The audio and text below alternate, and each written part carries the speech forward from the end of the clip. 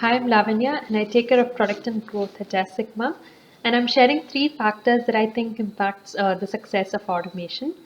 Number one, I feel is that automation testers do not participate in sprint discussions, and it is very important that they do, because we often tend to write code in isolation and try and automate all or most of the test cases. So if we participate in such discussions with the team and participate in the team which actually get the things done, it would help us understand and um, uh, optimize the test cases that needs to be automated, and whether or not it should be automated. Also, we get to tell our developers what we need from them. For example, some specific locators for an element that we need, etc. Number two that I feel is that the testers should be given the freedom to choose the tool that they need to work on. And the tool should not be imposed on the tester, be it open source or commercial. Number three that I feel is that uh, we manage in-house labs in some cases. Though it is not wrong, it often deviates our attention from what we should actually be doing, which is testing. We have to maintain the new browsers, the devices, and make sure they run smooth, and we need to maintain them. So that grabs a little attention from us, which I think should be avoided if possible. These are some of the three challenges that I think impacts or it hinders the success of automation. As a bonus point, I'd like to add that communication is also very important. A lack of communication can cause a lot of other issues in automation, be it manual testing or in automation and testing. So these are some of my thoughts, and I hope the earlier we understand these issues, we get to fix them and handle them better. Thank you all. Namaste, friends. I hope you all are doing great today. My name is Arpita Swer. I live in Germany. I have 12 years of experience in software testing and quality assurance. Today's topic on which I would be talking about is the top three challenges which I faced while automation and how I have overcome them. I know this is a very challenging topic itself because we are not restricted to test automation only, but the test automation team also takes care of many other responsibilities. I won't keep it very technical today. I would take it much more in a lighter note. I would refer to it our relationships in and around with the test automation and the other components and the other test methodologies. So let's begin. My first challenge, which I would like to call as, is a silly affair. The name silly is because it's from the silly mistake which I have done in a recent past. So I've moved to another language. I was coding in Python, and it's my first test case which I was writing and seeing tutorials, and I thought that okay, it would run very nicely, smoothly. And later I couldn't find that what's the issue, because I was not getting any errors or warnings in the code. Lucky me that I had a development friend who is into Python, and he reviewed my code and he told me, Arpita, it's a silly mistake what you have done. It's an indentation issue. That's the reason it's not running. And I was like, oh my god, what I have done this.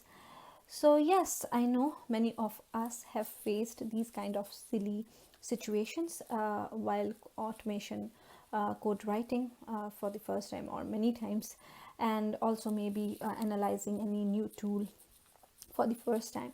So my takeaway was, please document these out for you and your team.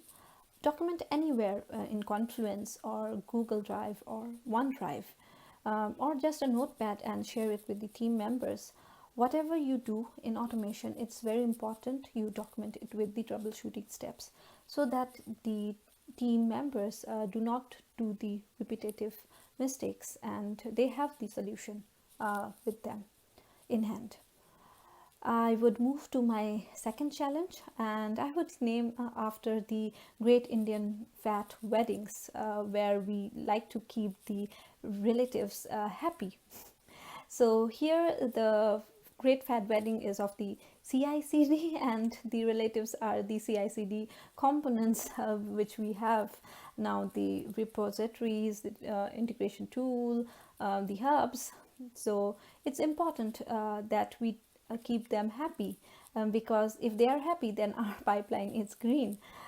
So I was writing a code, and it was perfectly running in my branch, and it was good, cool. I pushed it in the Jenkins pipeline, and later I saw it's broken.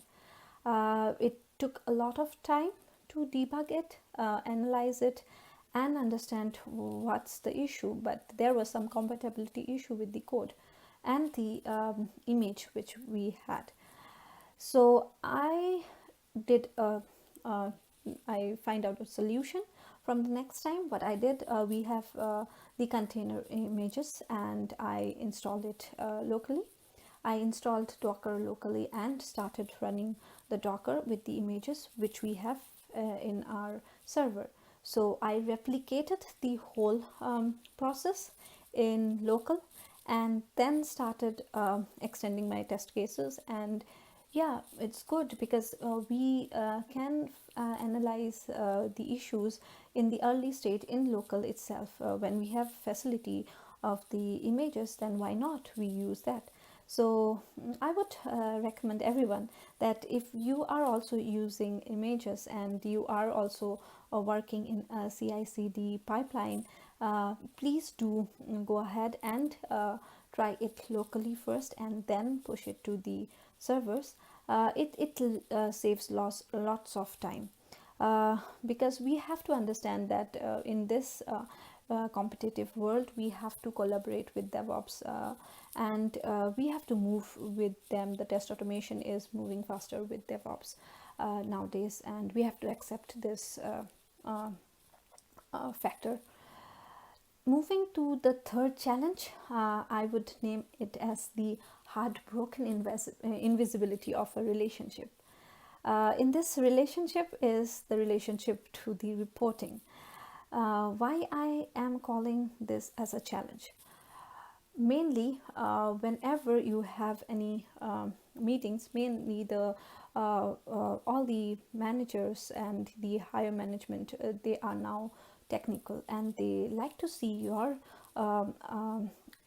your proceedings or your process, what you are doing in your test automation day to day, reports in and out. So the scenario here is very important, that we should have a clear reporting structure, because whatever test case you are adding up and what are the logs is not so important for them, because they do not have time and they have to just check the dashboard, and they like to pull up the records. So if you have a good reporting structure, then it's very easy to send away across the stakeholders, and everyone have a transparent vision that what the test automation team is doing. So please take care of the reporting structure, and it's necessary for the test automation team. Another topic I would like to add in this, or a challenge I would like to add in this, is the choosing the right partner. It's always important that we choose a right partner. So choosing the right test automation scripts. Yes, I know many of us try to write all the test cases which are into manual and into automation. But do we think twice or thrice that are they required, or are all the test cases required for test automation? Because test automation is just not doing a work that we have to only find a defect through test automation. No, if we innovatively use test automation, we can do wonders, we can do many magic with that. So it's an open discussion. I would like to keep this challenge. What are your thoughts? So please let me know. I would like to have a discussion or brainstorming session with any one of you on these challenges which I have faced and the solution. Maybe there are very good solutions out there from you guys, and I would love to know them. It was a very pleasure to speak today about my challenges and the solutions. Uh, Stay safe, stay vigilant in this pandemic state. Namaste.